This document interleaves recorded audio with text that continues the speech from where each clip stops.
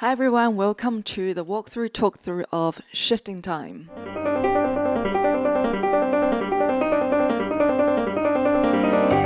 Shifting Time is one of the last pieces from my album Destinations, and it is a piece that was inspired by a concept of time, of how time is an ongoing constant, but at the same time could be felt very differently by different people in different contexts and when considered from different perspectives. And so with that in mind, I became very obsessed. Even when walking down the street, I began seeing everything around me as a convergence. So the other pedestrians, birds, trees, buildings, people in cars, I started to see them as separate life cycles that just happened to converge at a given place at a very particular given time. And that thought is fundamentally what inspired this entire piece. This piece is all about alternating pulses and accents, and the tensions and release that comes when these pulses and accents align and then shifts and align again. So let's begin. So this piece begins with a pulsating and spinning semiquavers in patterns of 7.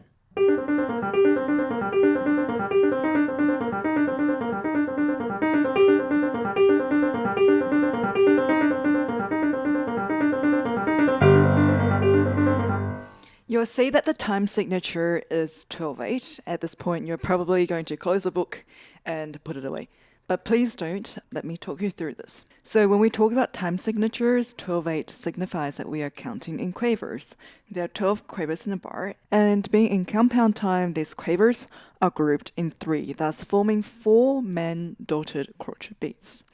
Now, these 4 main beats are really important in this piece because they are the backbone of this particular piece and they remain constant and steady, even as everything around it, the rhythm, the accents, and the subdivisions change later on. These 4 anchoring pulses need to remain metronomic. To any pianist who is playing this piece, the piece requires 2 levels of counting that happen simultaneously. The first is the main anchoring pulses, the 4 pulses that you need to feel and use as an anchor in your head. And also on the second level, we need to be feeling and counting the subdivisions that will happen primarily in 3s and 2s. It changes throughout this piece. There is a way of practicing feeling and changing these subdivisions in a very steady and stable manner. So if you just close a piano lid, if you have a piano lid, or maybe find a table, and what we're going to do is we're going to tap the main anchoring beats in the left hand, so our dotted crochet beats. And we're going to keep it steady, and then in the right hand, we're going to change between subdivisions of 3 and 2s, such as this.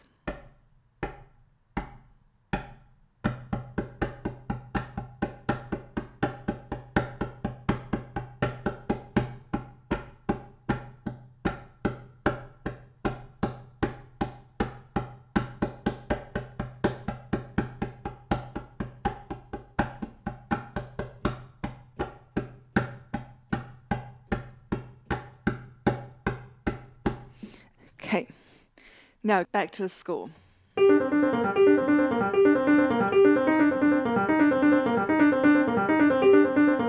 You may be looking at the tenuto markings on these semiquavers and going, whoa, like what is going on? And basically the tenuto markings I've put in there to show you that these are functioning in groups of 7. That's a contour of these semiquavers. At this point, you're probably going to ask, okay, if we're feeling in pulses of 4, the main anchoring beats, how do we count and bring out the accents? Which is a brilliant point.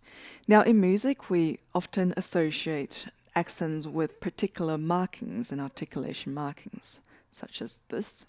But in fact, an accent, which is an emphasis on a note, can be created in multiple different ways. For example, it could be created dynamically, which is when this note is played louder than the previous one or the one after it. But we can also create a sense of accent rhythmically, often through the use of syncopations. It can be created harmonically, although this doesn't happen in this piece. And finally, accents can be created through melodic contour as well. This is when the contour of a melodic line creates a sense of an accent for its higher notes because of the way that it is written. And that is exactly what's happening here. So this group of 7 I'm actually, when I play, still feeling it in the 4 anchoring beats.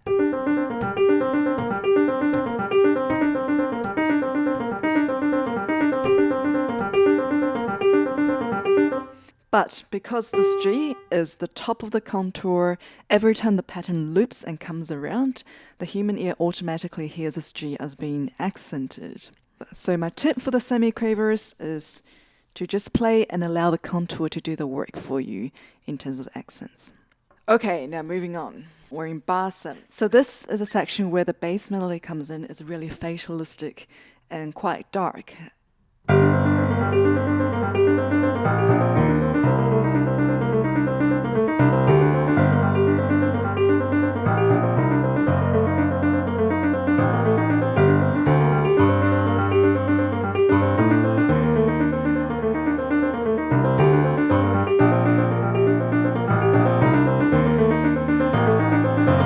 With this bass, the way that it's written, it brings in a clearer sense of the 12/8 meter. And here we can bring out the bass line so the ear can follow the contour. Okay, now moving forward.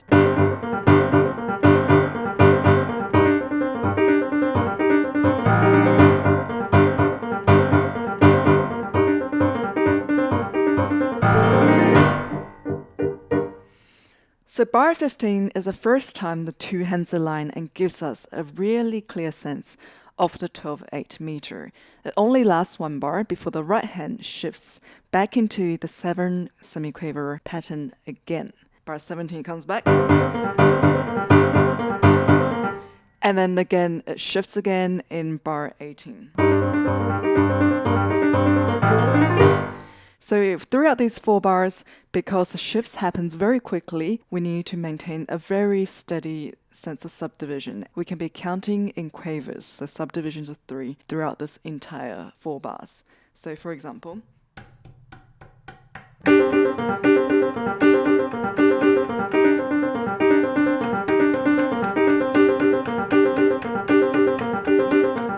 and so on. Okay, so let's continue.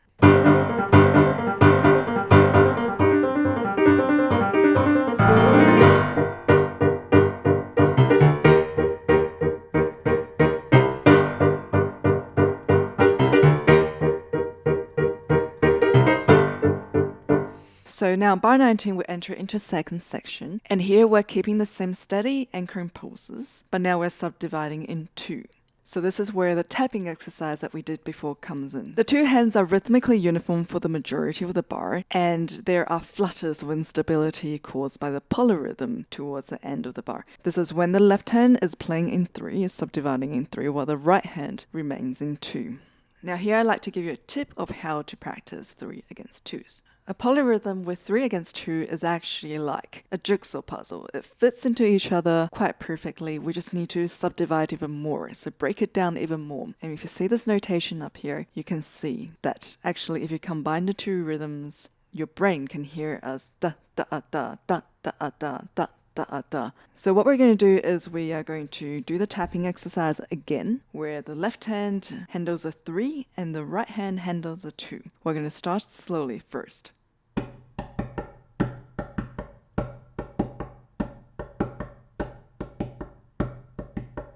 And that's your polyrhythm. Now, after I get comfortable tapping, what I will usually do is come to the keyboard and pick any 2 notes and play that.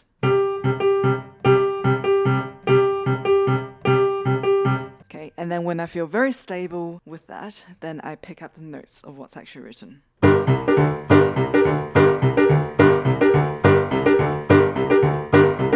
And then I put it in context.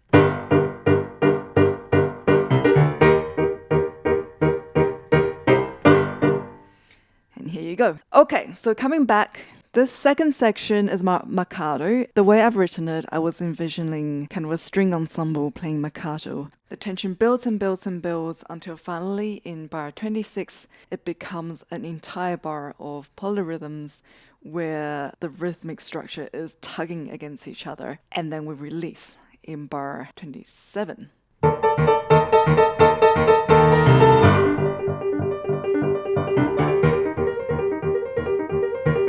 From bar 27 to 30, we're going to keep it light here. And we'll still be filling in divisions of 2 within the 4 main anchor beats here. In the right hand, the melodic contours will bring out the accent built in the line naturally. So when playing, you don't need to force it too much. And in this 4 bars, we're also not going to be using any sustain pedal here because we really want this contrast between dry and wet, which will come in the next section.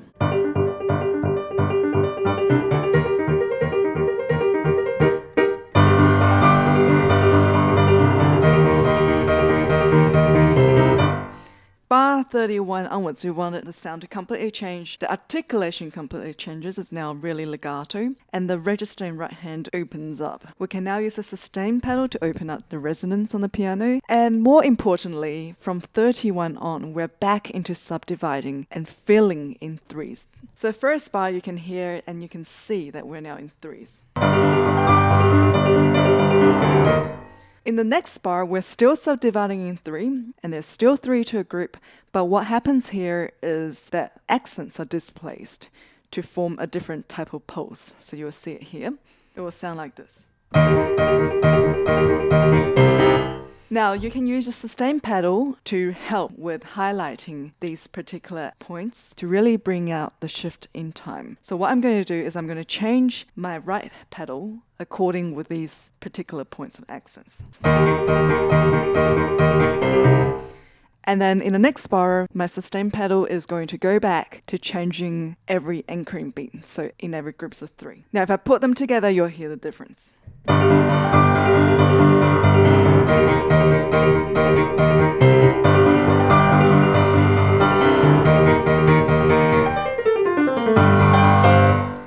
Okay, the section that we're about to enter into is the climax of this entire piece. As a bridge entering into the section, the descending line.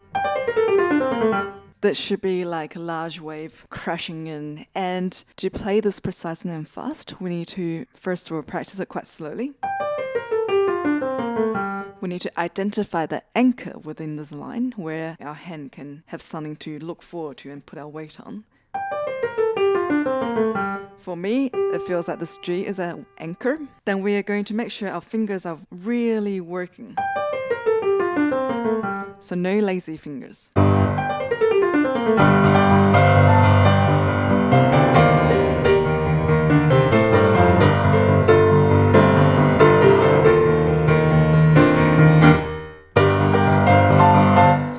This section is the climax, and it's written a bit like a rock ballad. The left hand functions a bit like an electric bass line. It creates a pulsating feeling. We're very much now subdividing in 3 and focusing on the 4 anchoring points.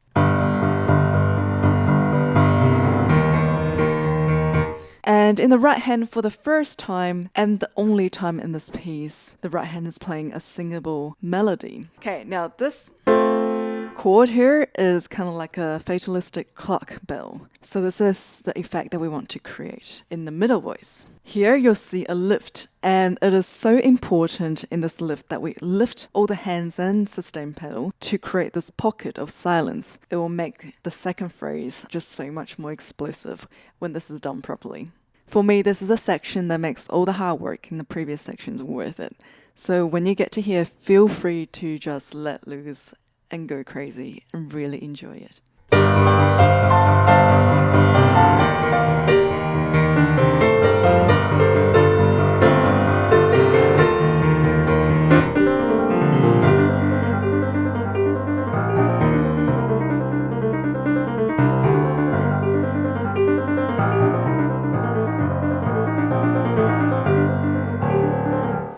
We're going back to the first section for the spinning semiquavers. Just a little note about this. To play this easily, what we're going to do is make sure you lift after this sforzando. Once the right hand places with this block chord, we're just going to go. So,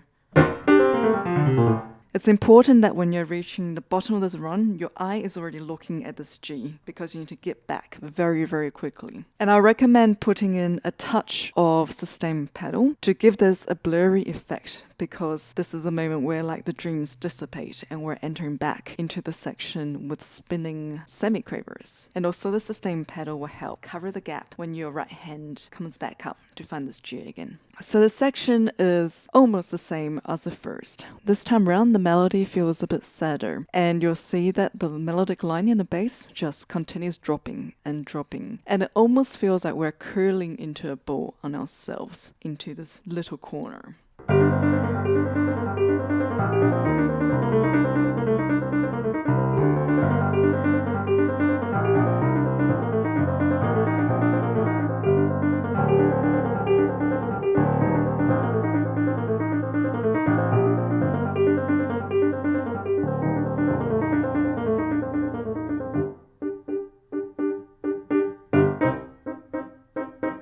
Now the coda. In the printed version, which is also what was in the Destinations recording, I think, we move into a section that was inspired by the second hand on the clock. When I was in school, whenever I get bored, I would watch the second hand on the clock move. And ever since then, I've associated this movement with a feeling of counting down. And so we're counting down towards the end. Remember to keep the anchoring process as well.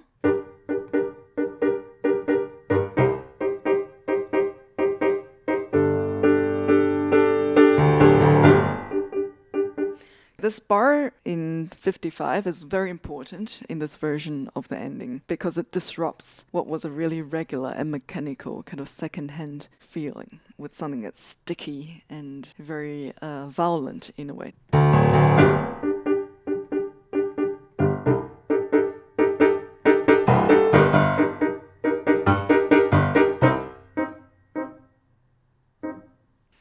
So its building in intensity continues right up until the last bar, where the right hand breaks down very suddenly and very abruptly, like a machine breaking down. Here in the last bar, we can take a slight liberty in building in ritardando or slowdown, but only in the last two notes, because the way that it's written already functions rhythmically like a slowdown in a way.